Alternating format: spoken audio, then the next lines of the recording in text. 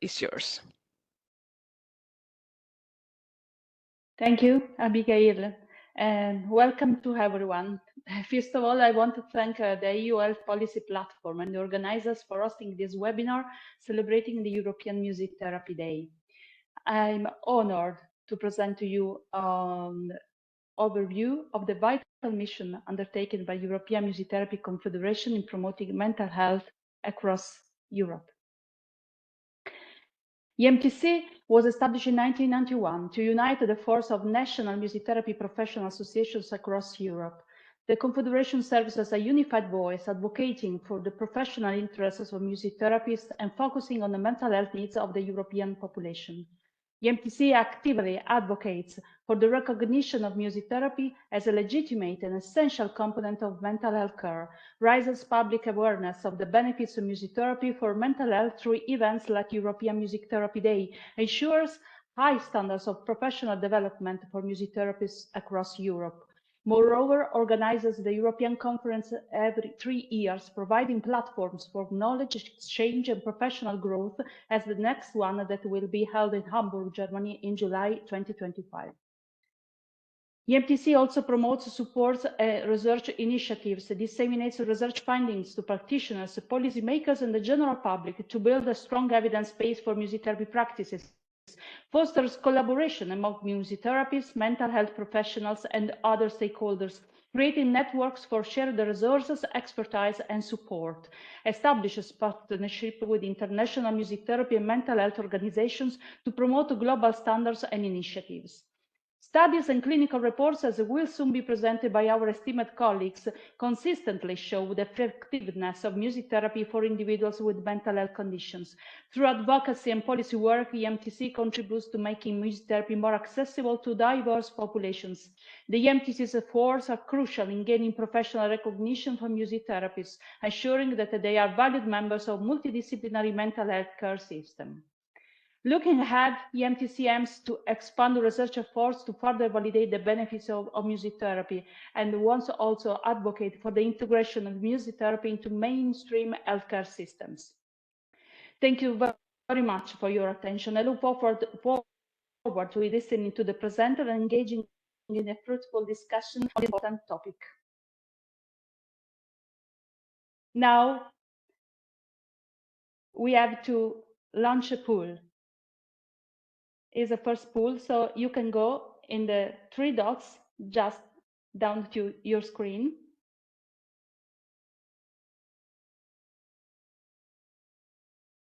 And so we have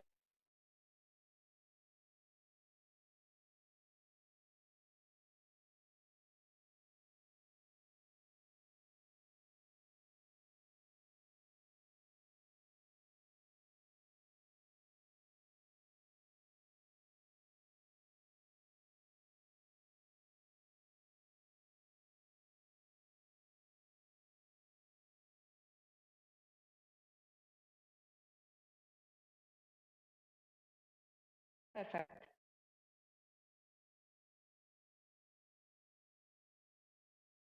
If you reply to the poll, now maybe it's time to give the floor to the first presenters. So I introduce to you with great pleasure Professor Suvi Kallio from the University of Jyväskylä, Finland, and Dr. Anna Homaki, music and psychotherapist for Helsinki University Hospital in Finland, who will talk to us about the research in clinical music therapy for children and young adults in mental health settings.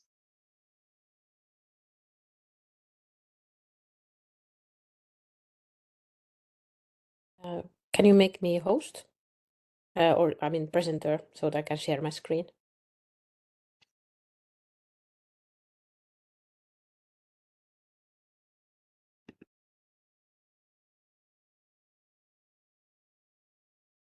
Yes. First of all, thanks for inviting us. So me and Hanna from Finland will start with a presentation on how self-expression and interaction by the means of music is natural for children and young people, and that it promotes mental well-being and enables the treatment of even severe mental health problems. I work at the Center of Excellence for Music, Mind, Body and Brain, and we aim to conceptualize and develop measurements for how music functions. And I also run a Music Connect project, which is funded by the European Research Council and aims to understand better how music can help young people to connect with themselves and connect with others. And this is a response for the European Youth Strategy that encourages us to help young people to engage, connect, and empower. I start with a study with children, and here we found out that if children are asked to make music as happy, sad, and angry as possible, they are really skillful in using tempo, pitch, volume, musical features to separate these emotions just in similar way that we know that adults do. And this may sound great.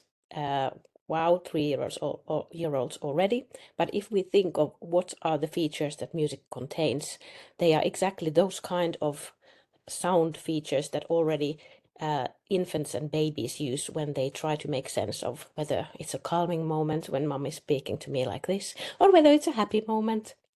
And also music contains features like rhythm, and already we know that babies entrain to music. When there's music, they start to move to music. And when children play music in a way that they entrain rhythmically, we know that that also improves their pro-social skills. They are more likely to say that, yes, I would help these friends, these kids, if they have been playing rhythmically with them. We also know that adolescents' musical expression is largely embodied, and for instance, movement research has shown how embodiment is a natural part of adolescent expression. In addition to these embodied qualities, music also has the capacity to reflect mental content. And we know from music therapy research that both this capacity to express how you feel, but also mentally understanding and make meaning out of why I feel this way, those two components are predictive of recovery from depression. And this self-reflective capacity is not just in therapy, but young adolescents. Here is a quote from a 14-year-old. They tend to do this in their daily life. She says, I calm down in the evenings before going to sleep by listening to music, and at the same time I think about stuff that has happened during the day, because after I've thought that through, then I can go to sleep because these are worked out. And here's another quote about writing lyrics and how if one has a problem, I just have to make a song about it, and that's the way to get over it. And we know that this kind of self-reflection supported by music is similar to the cognitive reappraisal emotion regulation mechanism, which is known to be very helpful as a regulation strategy. Music also helps us to revive, energize, distract, and and it gives a lot of boost of energy. And if we think of which is better, to reflect or to revive, we've found out that both of these aspects are very helpful in improving mood, or, for instance, improving capacity for empathy. And actually, emotional competence is not just about knowing how to do one strategy, but actually the flexibility of using many. And music indeed offers this capacity to do many of these things at the with the same tool. And beyond just dealing with your emotions, the emotional impact of music helps us to boost other things like going for a jog. And here are graphs about how we found out that music helps young people to feel more motivated about learning in school and better able to concentrate. So in terms of emotional affordance, music allows us to access a various range of new emotional nuances, get our emotions processed and gain awareness of them, and feel agency, that we are able to bring ourselves relaxation or understand ourselves better.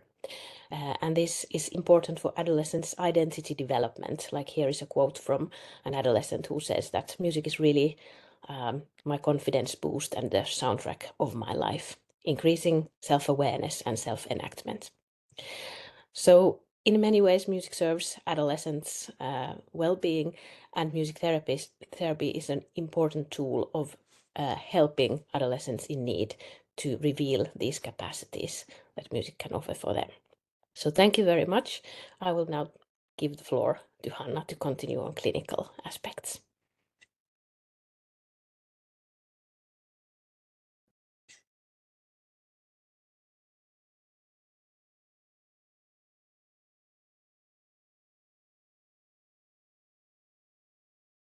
Me to speak with you.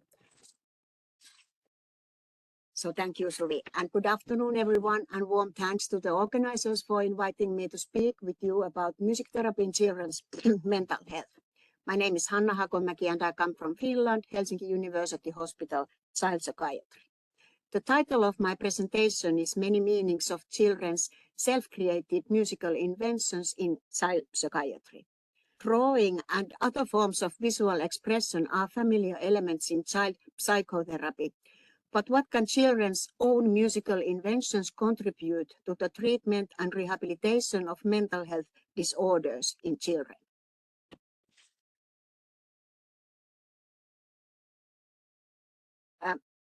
Four main music therapy approaches are improvisation, which involves the spontaneous creation of melody, rhythm, or lyrics without prior planning, allowing musicians to play without rehearsal and facilitating non-linguistic communication. Playing music entails performing existing songs and melodies, often collaboratively, and may involve practicing to play an instrument. Making music encompasses the processes of composing, songwriting, and lyric creation, sometimes involving narrative elements and the production of recordings and music videos. Music listening involves reacting to music and processing the experience through various forms of expression, such as dialogue, physical movement, drawing, or writing. This presentation focuses on mental health music therapy with children aged 6 to 12 using songwriting and music making methods. Therapeutic songwriting and musical innovation with children can effectively but gently bring out the inner world of the child. Music making serves as a form of musical narration that enables children to make emotional sense of their experiences. By creating music stories, children symbolically express feelings which aids in understanding themselves. By engaging in music making, children explore, comprehend, regulate, organize, and interpret their experiences and emotions within their cultural context alongside others, which in turn supports their identity development. The therapist's role is to foster engagement in the activity without directing or instructing. This allows the child's inner world to emerge authentically through music. Music offers a collaborative, safe space where it's possible to process challenging emotions and experiences in a protective, symbolic environment. A child-friendly notation system is needed as well. Musical innovation initiates a child's own psychological processes and activates their inner speech. The child's voice is heard both concretely and metaphorically, and the child has an active role in the process. In practice, for example, in psychiatric ward, musical invention fosters opportunities for emotional connection through music, even in demanding situations. This approach keeps the child's healthy and creative parts engaged and provides moments of relief from mental health challenges.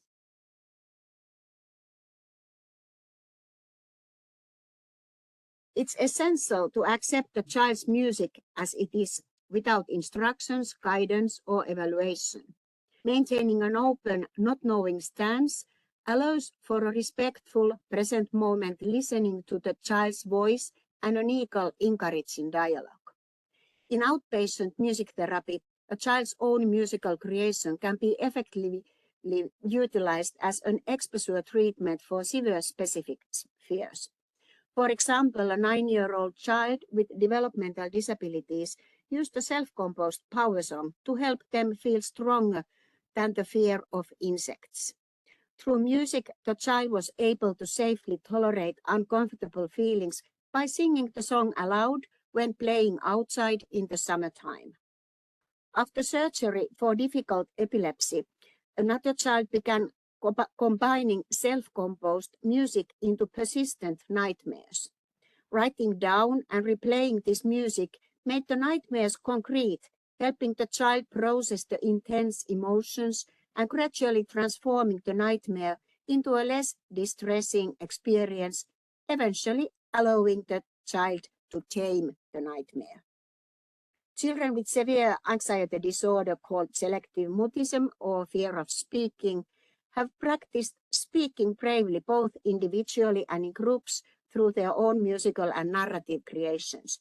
Music and storytelling provide these children with a protective layer, easing them towards speech one word at a time as therapy processes. A sheet of child's own music highlights success, competence, learning, and the child's voice, while allowing for repeated engagement and creating a narrative truth. In a mental health context, a child's self-created musical piece can represent raw embodied memories and emotions related to the child's and family's historical and traumatic experiences. Through the symbolic meaning-making process of art, these raw experiences transform into a narrative and artistic truth that is more bearable. By sharing the meanings and emotions of the created music, this embodied truth provides a foundation upon which the child and family can more smoothly continue their life story. In trauma-organized family interactions shaped by secrecy, trauma repetition, manipulation, stressed loyalty, and reactivity, a child's musical creation can evoke restructured emotions and foster a new shared experience. Through the means of art, this process may help the family engage in a dialogue characterized by attentive listening and respect from individual experiences. Through children's own musical compositions, their thoughts, experiences, memories, and understanding can be expressed in a way similar to how children's drawings have traditionally been interpreted in child psychiatry. Emotions and bodily responses evoked by music serve as therapeutic tools that trained music therapists can effectively utilize, for example, in mental health contexts. A child's musical creations enable to gain insight into the child's internal processes, thus supporting and promoting the child's mental health. These works convey knowledge from the child and may even be valuable for academic research, allowing a child therapy client to potentially become a collaborative researcher as a young person and find answers to a research question like, how much and in what way have I changed during and after the therapy process? Music can also help to fulfill the rights of the child. Thank you.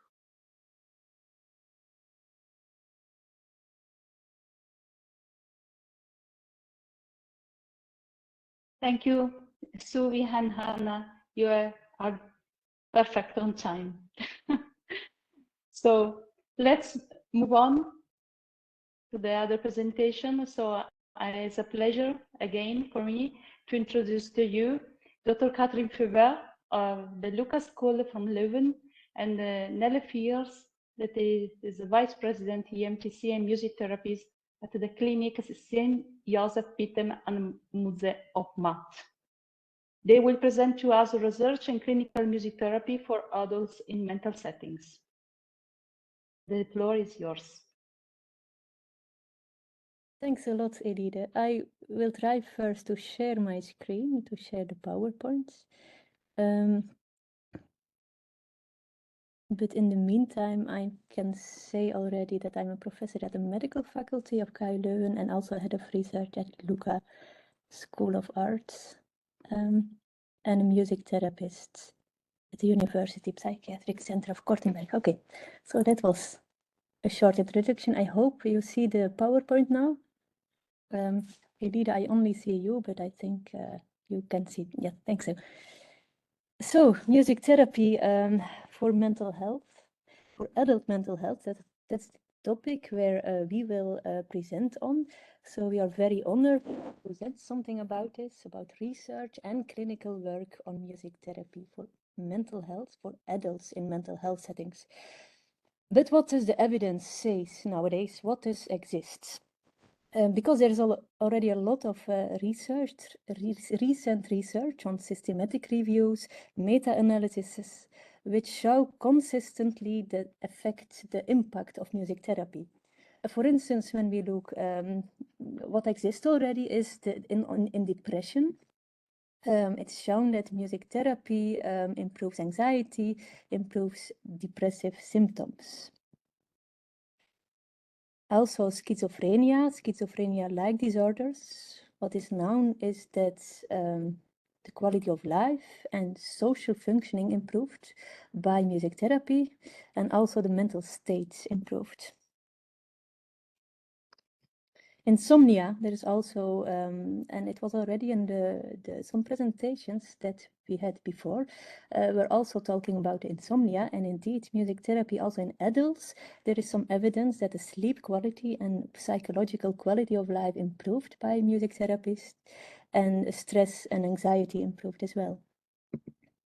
Also, trauma and stress-related disorder, there is a lot of research nowadays going on in that field, where also music therapy showed an overall medium to large effect on stress-related outcomes.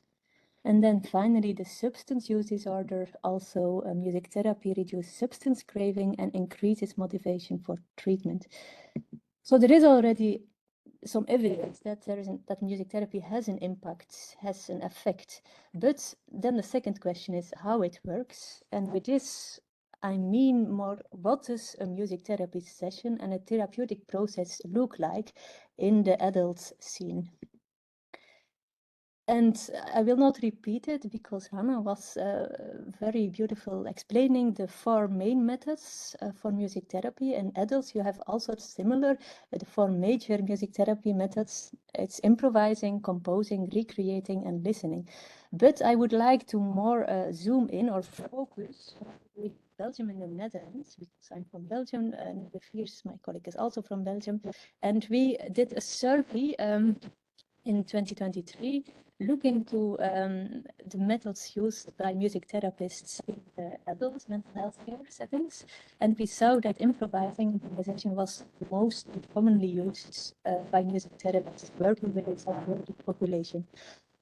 So in this presentation, we don't want to overwhelm you with theory. Instead, we would like to let the clinical practice and real-world experience speak for itself, with some case material, some video illustrations, and we will end this presentation illustrating what is now very, very prominent in our own music therapy research here in Leuven, in Belgium.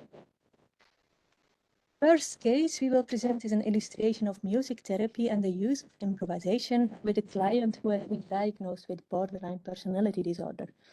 I will not give a lot of information about borderline personality disorder, but the most well-known problems are interpersonal problems and difficulties with bonding and attachment feelings. At the start of music therapy treatment, of the sessions, of the intervention, we begin with an initial therapeutic assessment in music therapy. So in dialogue with the patient, we discuss their therapeutic needs. We explore also the client's relationship with music and also observe how the client responds during the musical interaction. The following video illustrates the musical part of an initial assessment, because we don't only speak with each other, we also play with each other. We play musically immediately. And you will see that the music therapist is playing with a client diagnosed with personality disorder. And for the client, it's the first time playing the piano. And also it's the first experience playing together with a music therapist. You will see that the music therapist is sitting on the left side of the piano and the client is sitting on the right side. Also, this position is specifically directed to a specific music therapy method and technique, but I will not explain this. I will just give you some music.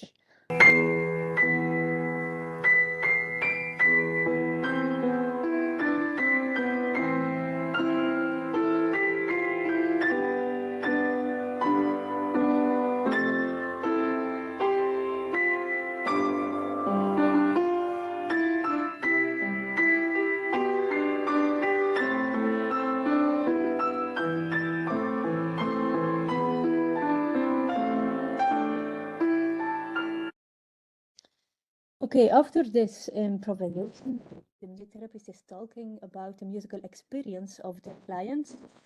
Often they are very surprised of what is emerging in the music, but the observation of the musical interaction is not only done verbally, it's not only done manually, but we also record the music and we measure and quantify the musical interaction because we want to see also what is happening in the musical interaction between client and therapist. And what we can see, for instance, in this, what we can detect in this musical interaction, for instance, is the diagnosis in a study, in a previous study, we saw that we can diagnose borderline personality disorder. So during a 4-minute improvisation, we can predict with 82% of accuracy whether someone has a borderline diagnosis or not. But that is then used for a diagnostic assessment. But in a therapeutic initial assessment for a therapeutic process, we are mainly interested, or more importantly, is, for instance, that we can also identify the attachment style. And this style will influence also which interventions are best offered by the music therapist during the music therapy sessions. And therefore, how a music therapy process then and which kind of interventions, techniques that can be used in borderline personality disorder. My colleague, I give the word to my colleague Nele Viers, and she will go more in depth in case Nona. Nele, the floor is yours. Thank you so much, Katrien. Good afternoon, everybody. I'm Nele Viers. I'm a music therapist and I'm vice president of the European Music Therapy Confederation. But today I'm talking to you as a clinician. And I present to you the case of Nona. And that's an example of a person going through a music therapeutic process. Nona is a woman in her late 20s, and I met her in the psychiatric hospital where I work on a ward for people with personality disorders. And when I present myself as a music therapist, her eyes grow wide and she makes clear music therapy is really not in her comfort zone. She never played music before, and she describes herself as a very rational person, and she thinks music therapy does not fit in there. And in the first session, it was immediately visible how Nona struggles with closeness. So she pushes her chair a bit back from the circle and sits with her arms and legs crossed, her head bowed. She does not join the group improvisation, but surprisingly, afterwards, she shares immediately that she felt something reacting inside. She does not have other words, but she mentions this. And later in the process, it becomes clear that Nona does not play because she's afraid of being heard and not being heard at the same time. She's afraid of being too much. These are things that she knows from her personal life too, and that mostly leads to an emotional explosion and to Nona giving disruptive comments to people who are important to her. She internalized the need from her parents for her to be silent and a good child and learned to not to share her feelings. So her feelings became threatening and overwhelming. So Nona is in a split position. On the one hand, wanting to play and to merge with the music. At the other hand, being very anxious for any kind of contact and intimacy. And after weeks of listening and holding back, Nona takes a djembe and plays it in a very steady way. It's a warm sound on the first beat every time. Her music is firm and reliable, and in fact, she takes the place of a co-therapist more than a client, and she's holding the group with me. This step also lasts for some weeks, and she got used to take space, to sound, but also to play together with other people. Gradually, she opens up musically, but she needs some reassurance after playing when the shared space of the music ends. Questions that keep coming up are, is this real? Can I really trust this music? Can I really trust you? She easily turns back to self-harming thoughts and mentally destroying all her capacities and the therapeutic relationship. But seeing and hearing other people play in the group in an attuned way makes her emotional. She's moved by the beauty of it, and she longs for a similar, reliable contact. Her anxiety gradually decreases, and Nona is curious about the piano. A new part of exploration starts, sitting literally closer to the piano. At a certain moment, she really leans her head to the instrument, feeling the vibrations in her body. And this is also the time where the individual process starts, next to the group process. Attachment, basic safety, and basic trust are core themes in Nona's process. Playing the piano becomes a safe space, and we encounter a new challenge, because now she's able to enter the shared space. It feels comfortable, but ending the improvisation and closing the shared space feels very painful and lonely.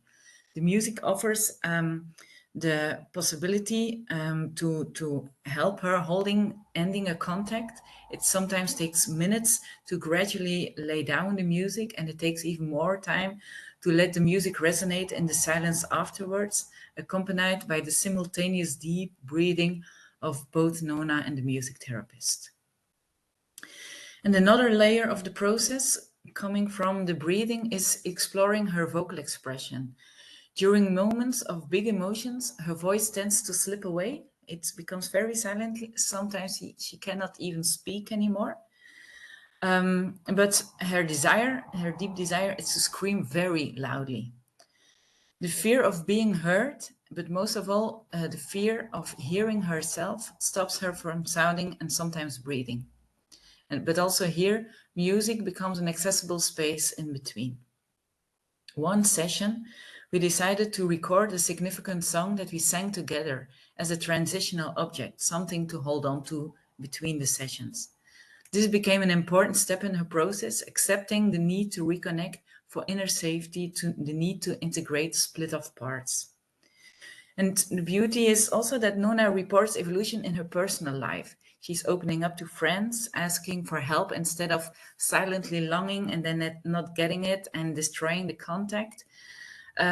So a parallel process is unfolding. The process she goes through in the music therapeutic relationship enhances also growth in her personal relationships.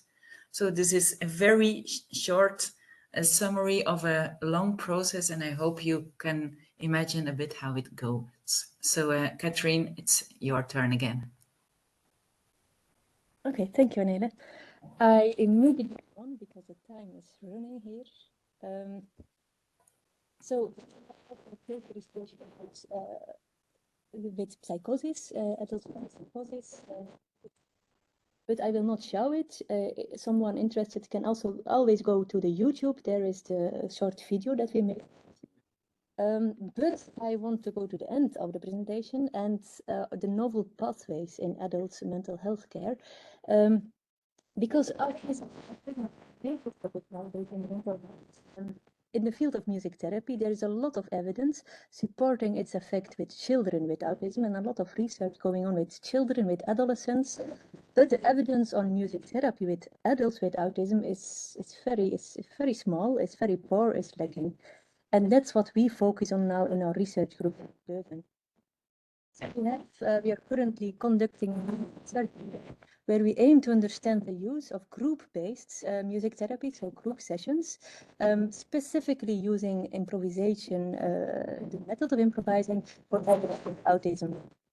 And we call it Unmuted, the project, and it consists of 12 sessions. And the manual of the sessions, the whole treatment is developed in collaboration with autistic adults themselves. So they become co-researchers. Their perspective is crucial for the development of everything, actually, like Hannah said also before. And the focus of the session is also their creative resources, their creative processes. I would like to present major processes of change, what can happen between these in these sessions, and what we see as a major trend. And I will illustrate this with two video excerpts from the sessions. The first excerpt is from the first session, and you will hear that all participants are playing on a similar instrument. They are playing on the conga. It's a rhythmical, rigid, repetitive playing without variation, without playfulness. And clients are playing and repeating the same rhythmical patterns, and they go on and they go on and they go on. It's like a machine that's going on. You will hear it.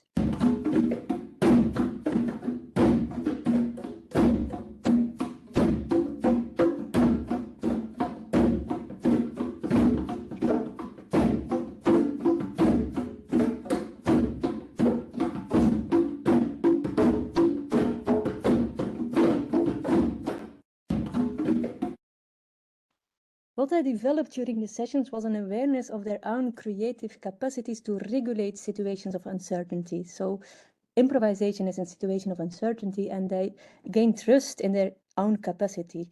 I would like to end with this, the final session of this, with a video fragment showing the final session, and you will hear the music is now more refined, and very important is that they discovered the potential of their own creative style, which empowered them to musically explore, to musically express themselves in the group. You will see they make small variations, they take risks, and this points to the flexibility, the capacity, also this flexibility, which is crucial in emotion regulation, what was also mentioned in the first improvisation.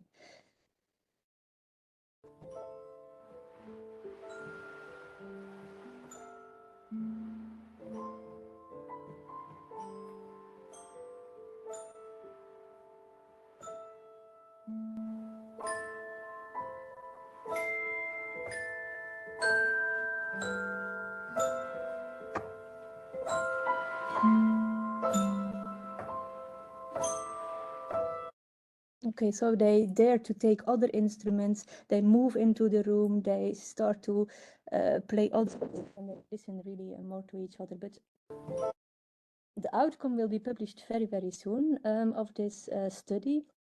But the major outcomes is the quality of life was improving. There is a decrease of negative effect, increase of positive effect. But what we found also very, very important is to really understand the experience from their perspective. So to take them as a part, as a co-researcher, really also even in the collection of the data, of the outcomes of the experiences. And what we found was also facilitation of social belonging, self-awareness, situational regulation, and adult playfulness. But if you want to hear more about this, just contact us on the following email addresses or go to the website. But thanks a lot for listening. Thank you to Nele and Catherine for your presentation. Now it's time for us to move on the other presentation. So I want to University at Mark and Professor Melissa Mercadal-Bretons from Escola Superior de Música de Catalunya, Spain. Thank you to be with us.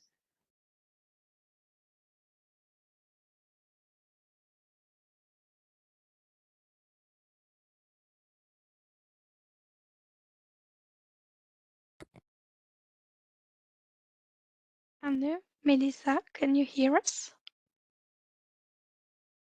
Yes, I can Okay. hear you. Yes. Okay, you can start. I don't remember which one of you both start. If you can just indicate to me. Anna Meta is starting the presentation. Yes. Okay. Hugo.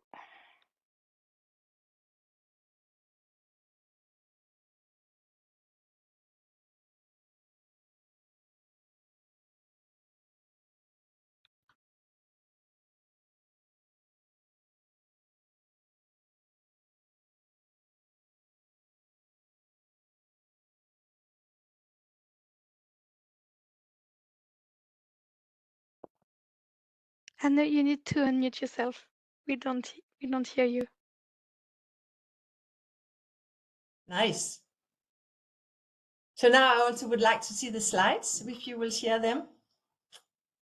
They are on the screen. Okay, I can't see them. Okay. So, But can Elita, can you see the slides? okay, let me know. Oh, Can yeah. you see them now? Okay, No, I so can't see let them. me know No. when I move to the next slide, okay? Okay. But then if I can't see them, that's a bit problematic. But I could see them before when we tried it.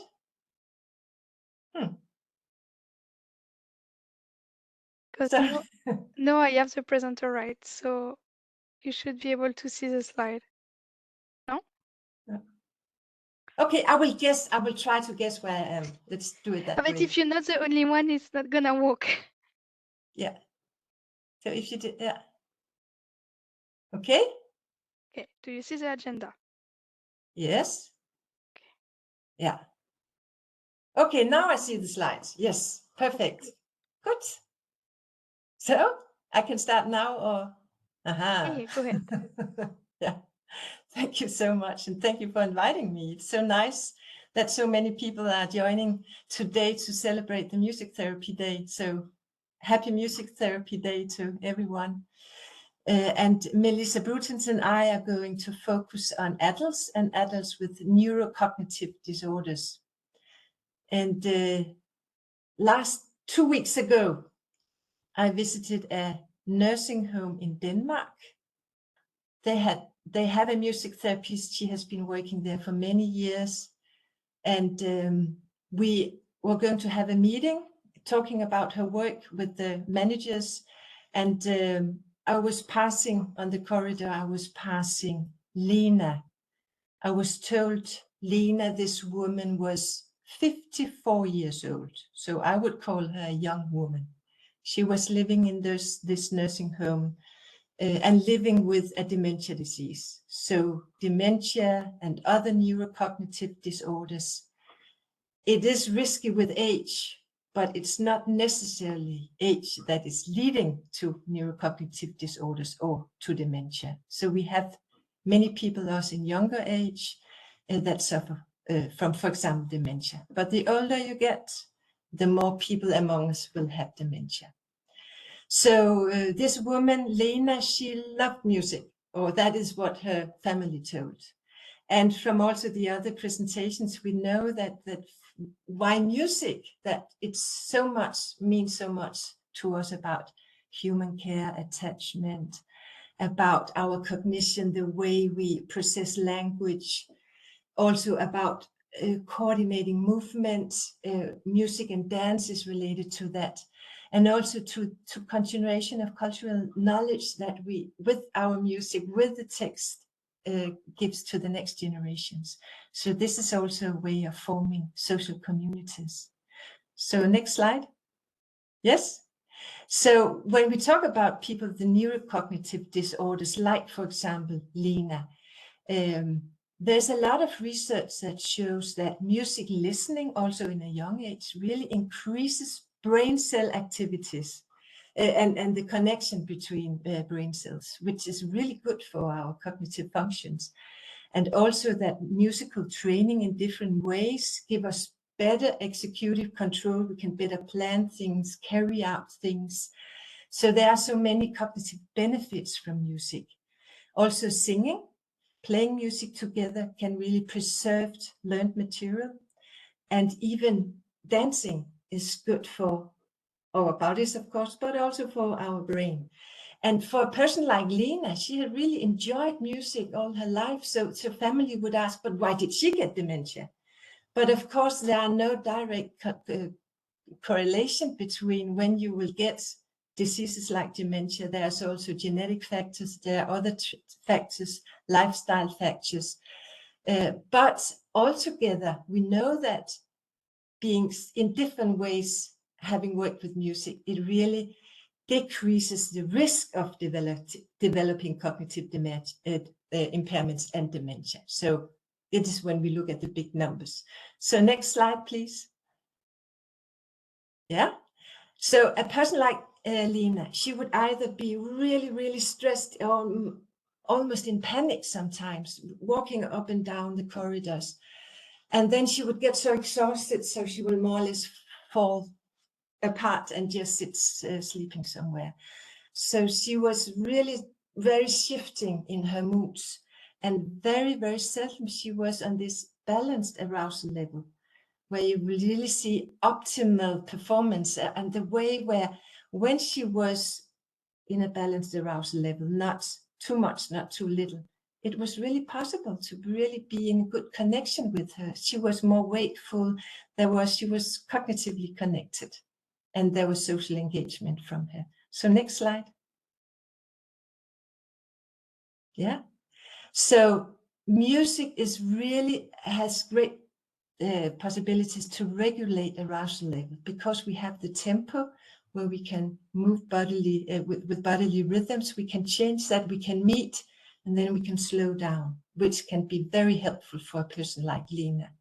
Also the melodic phrasing, the way we are talking or singing or humming, is also a way to regulate. So when Lena was really in panic, it helped so much when the music therapist would sing with her, but then slowly decrease the way she was singing. And so for the music therapist, she really had some techniques to calm down Lena. So now also for staff, they wanted to, if they could collaborate with the music therapist, so they could also use this ways of singing, humming, finding music, so they could calm down Lena, so she could feel safe. So really music, also dynamics in music, really is a gateway for arousal regulation. So next slide, please. And also for staff to talk about what music can do. When we have unpredictable sounds, this is really what can trigger anxiety, also in Lena, for example. So together with staff, they found out which sounds in the environment would trigger her to be scared and which sounds would give safety. And that could be singing, humming, for example, lullabies in a way that what she knew it, and singing in a way that was really meaningful to her. And that supported also more sense impressions. For example, touching her in a way that where she felt safe. This would calm her down. So next slide, please. So we know that music connects, it provides safety, but sound, music can also give stress.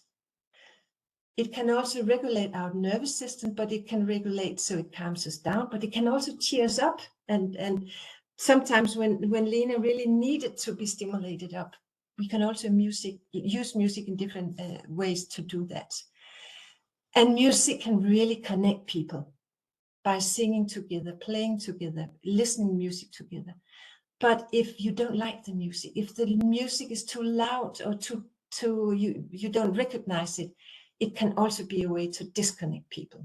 So for us, it was very important to talk about this with staff so they could find different ways of using sound and music, their own way of walking, singing, talking, and to do that in, for example, this care home. So we know that music is a powerful medium. There are possible side effects of music intervention because it can lead to overstimulation and people are agitated, and it can lead to social isolation. So we need to be aware, how can we avoid that? So next slide.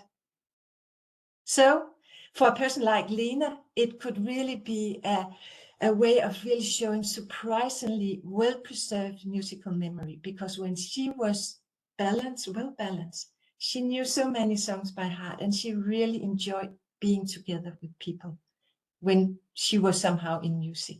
And that was a way where she could be met as a person. So now over to you, Melissa. Thank you, Hanamita. Can you hear me, please? We can hear you. Yes, yes. Can you please move to the next slide or give me the hope so I can move the slides, whatever is easier at this point. You can move the slide already. I already sent it to you. Okay, it doesn't seem to move. Oh, here we go. Okay, so because of the beautiful and positive contributions of music to people with neurological disorders and more specifically to people with dementia, nowadays there are many music or very different music-based interventions for people with dementia. And even though music therapy has already mentioned in previous presentations, for me it's important that we put this framework to understand what a music therapy is and what a music therapist is and does. So we understand music therapy as a credentialed profession requiring academic training in clinical populations and Melissa? technical and evidence-based applications. Melissa, I'm Yes. sorry. I hear you like a robot. Do you have internet connection issue where you are? If it's the case, I invite you to close your cameras at your laptop, focus really on loading the sound.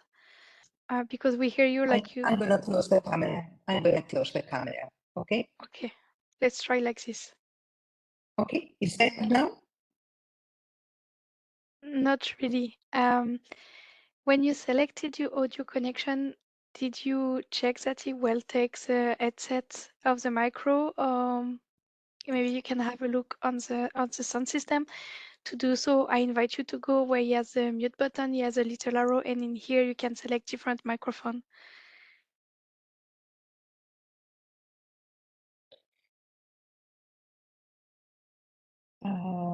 Can you please repeat that? What do I need to do?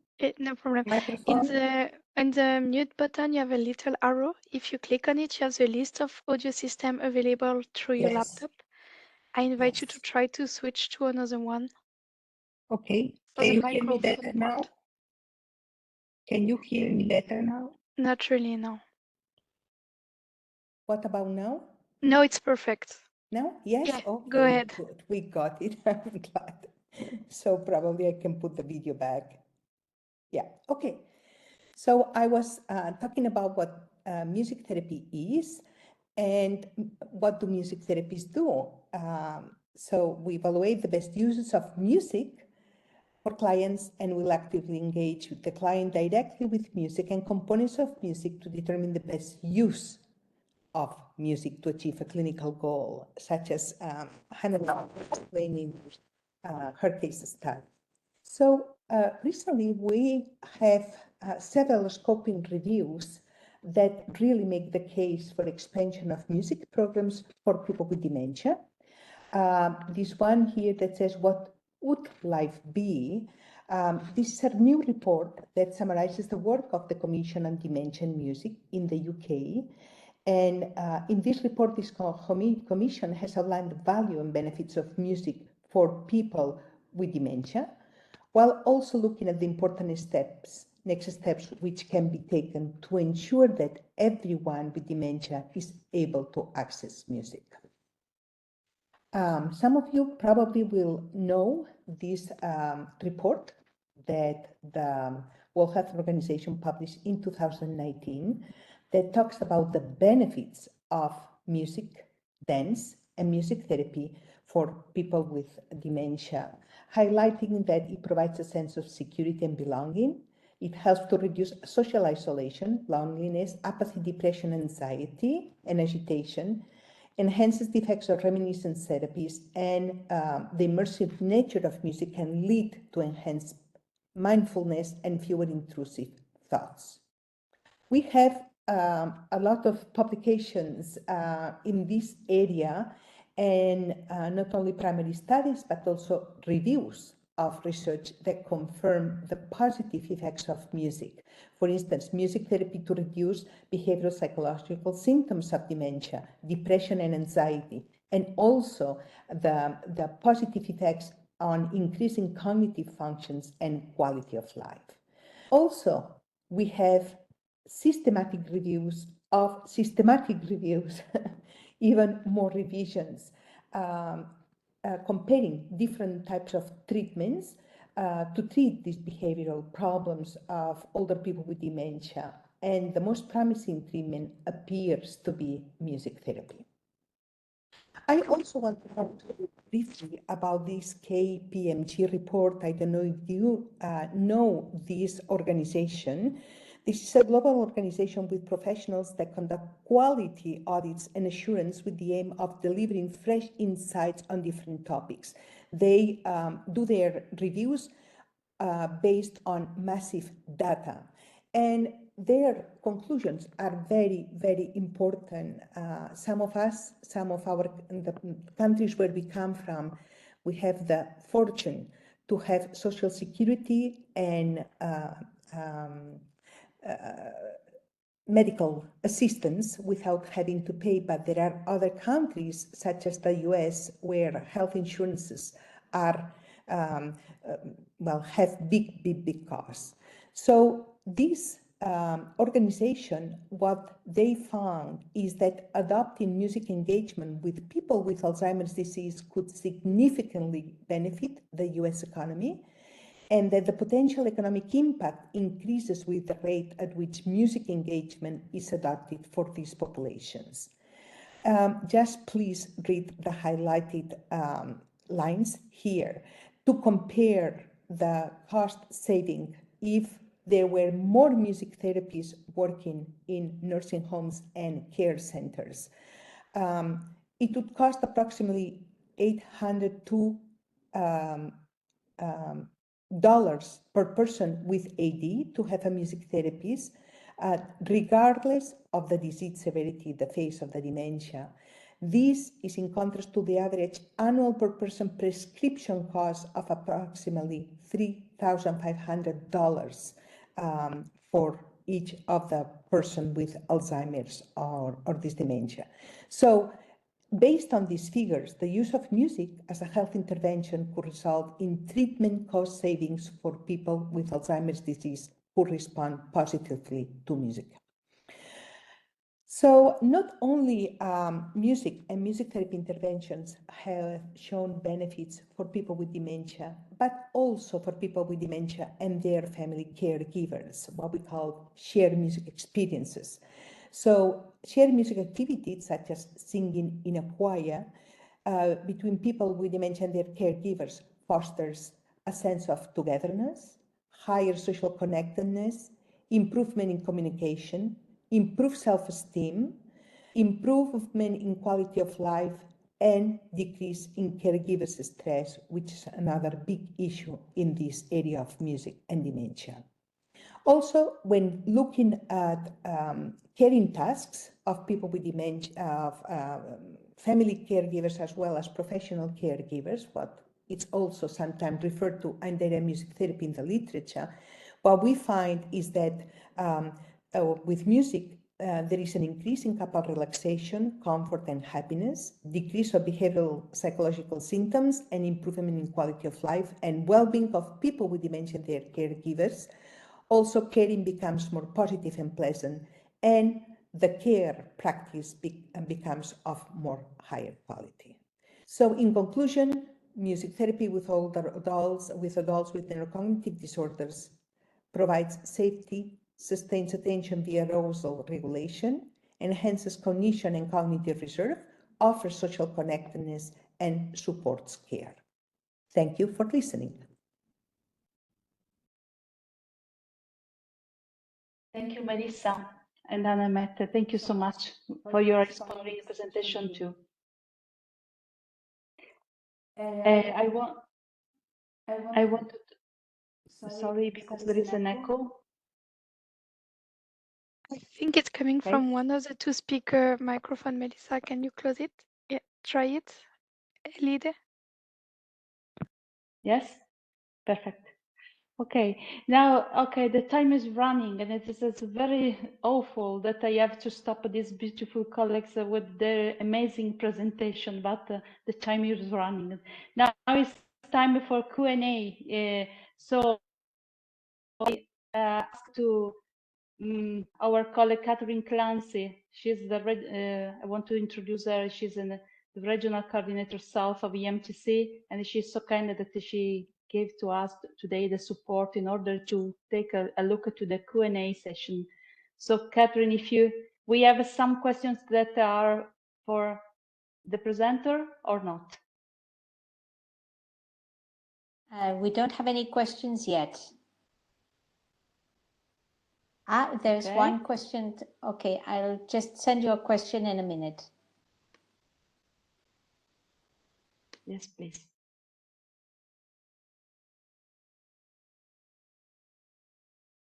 I can see one question if you want me to read it out loud. Yes. This question is from Maguelone Vignier. I'm sorry if I do not pronounce correctly your name.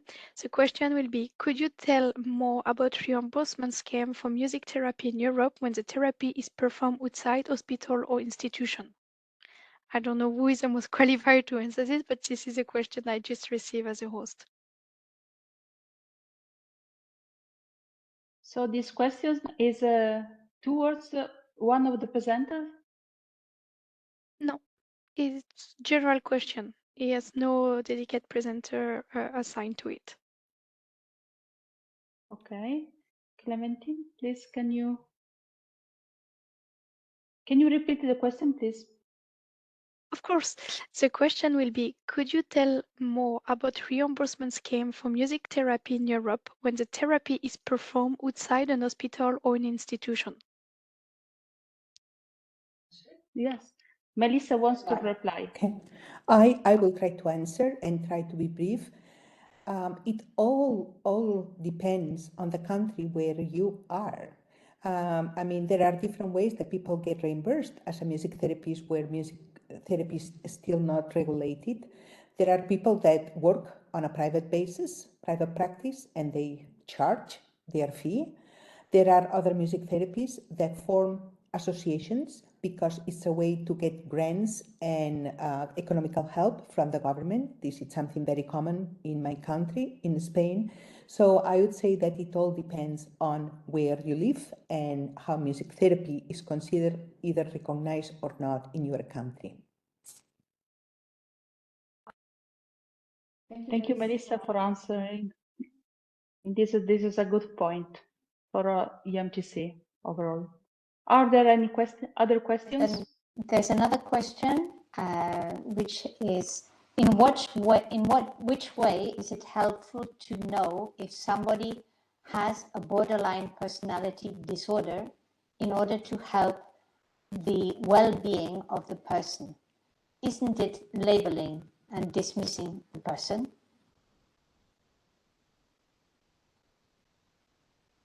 Okay, I suppose this question is for me. Yeah, indeed. Yes, indeed, I completely agree. And that's the alt in what we see still in psychiatric mental health settings. It's still the situation today that you have first your diagnosis and then you have a certain kind of treatment. But it's a difficult, so for instance, the research that I was showing is just diagnostic assessment. And what we see nowadays also in our university clinic is that the psychodiagnostic department is asking our help, is asking music therapists or help. Why? Because we immediately in the music, we come on an embodied and affective level, on an interpersonal, non-verbal level, that we experience different things, which is often not experienced or they don't see in verbal and on a verbal level, on a questionnaire level. So that's mainly why they ask our help to see, to detect which kind of treatment would be the best. And is it on one-of-one? No, I don't think that I agree that we have to go away from just the diagnosis and a certain kind of treatment, because it's the person and a very attuned, personalized way of giving giving some interventions, giving some and even going to the own resources of everybody, because everybody has creative resources. But one point that I would like to mention is the major problem what we see is in the autistic field, actually, because what we see often in psychiatric in the psychiatric hospital, for instance, is that the people with autism, there is no treatment, there is nothing, there's no intervention specifically attuned to the persons, and they come in, for instance, on a setting for personality disorder, and we see that yes, it goes worse and worse and worse and worse for them. And that's, for instance, what we want to improve and to do something for that. So then diagnosis is sometimes good, is sometimes even better, to give, to not give, to how do you say it, to guide really persons to the right way, to the right treatments, to the right interventions, and that they're not overwhelmed by being in a setting that is not attuned, not adapted to them at all. But I agree that the system of diagnosis is really old-fashioned, is really not a good way to go forward. So we have to go away from that and find other ways to go forward. Thank you so much, Catherine, for your reply. If there are other questions, Catherine, or no? Yes. Now there is a question, which is, are there experiences using music therapy with migrants in order to overcome language barriers? This may be for Nelly or for, I don't know. I think that is for all the presenters, because the mental health problems with the migrants are a really specific topic, and I'm sure that some colleagues are taking care of this kind of population indeed. Okay, but unfortunately the time is running. We have to stop with the questions, but we are available, as we told before, by our website, and you have the possibility to connect to us anyway. But before we leave, it is important that I launch a poll asking you to reply, because it is important if you can give to us a feedback on this important topic. So I ask to the organizers if they can share the poll questions, and then we come to the conclusion. Give me a second to charge it. Clementine, yes? No, you should be able to see it. Yes. So this is the poll question. So did you hear new information about music therapy? Would you recommend music therapy as a treatment in the future? What was the presentation you enjoyed most? Did you hear? So these are the four. Yeah. Would again you have to go to the three dots and choose your reply to the poll. In the meanwhile, when you are after pool, so complete the pool, I wanted to thank you from the bottom of my heart, all of you who joined us today to celebrate Music Therapy Day, but also to hear the insightful webinar that we did all together, because we were the really inspiring presentations on how music therapy is increasingly being recognized as a valuable tool in mental health across Europe. We have emphasized not only the effectiveness, but also the need for continued research and better integration into mental health systems in each country. While progress is being made, there is still much work ahead in advancing its implementation and fostering collaboration across borders. I hope that this event has sparked new ideas and connection, that we all leave here motivated to advocate for and contribute to the ongoing development of music therapy in mental health care. Thank you again for your participation, and I look forward to the continued progress that we can make all together.